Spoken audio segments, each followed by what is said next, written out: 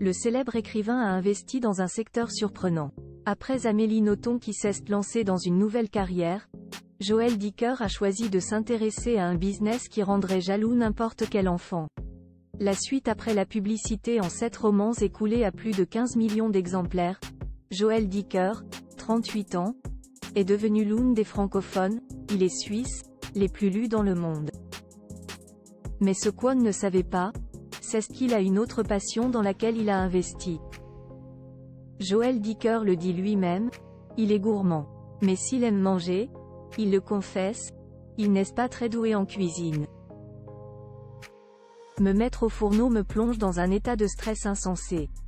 Ma seule réussite en cuisine c'est le croque-monsieur à la poêle, raconte-t-il au magazine Marie-France.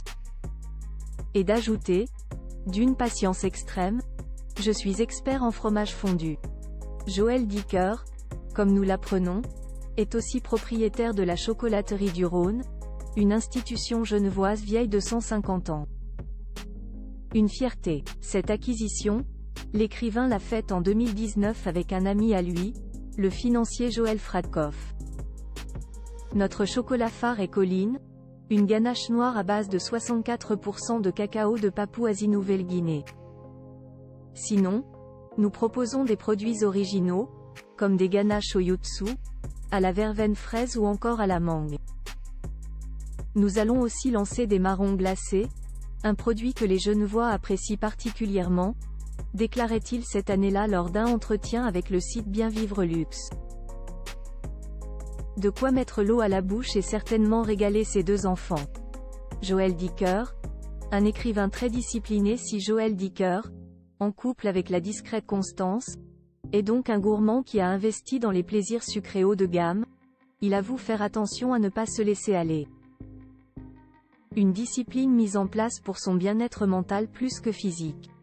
Il confie, sortir un livre demande des sacrifices, du temps, des renoncements, mais procure également beaucoup de bonheur.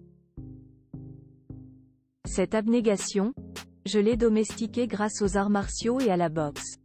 Intéressé par les sports de combat, Joël Dicker explique que ce n'est pas les coups qu'il apprécie mais le fait que cela permet de se confronter à soi-même, se dépasser. Un corps sain et un esprit sain donc. Pour créer ses œuvres, Joël Dicker confie d'ailleurs avoir besoin d'être dans sa bulle et se protéger des bruits extérieurs avec de la musique. Enfin, sous réserve que les paroles ne soient pas en français car celles-ci pourraient entrer en collision avec ses pensées.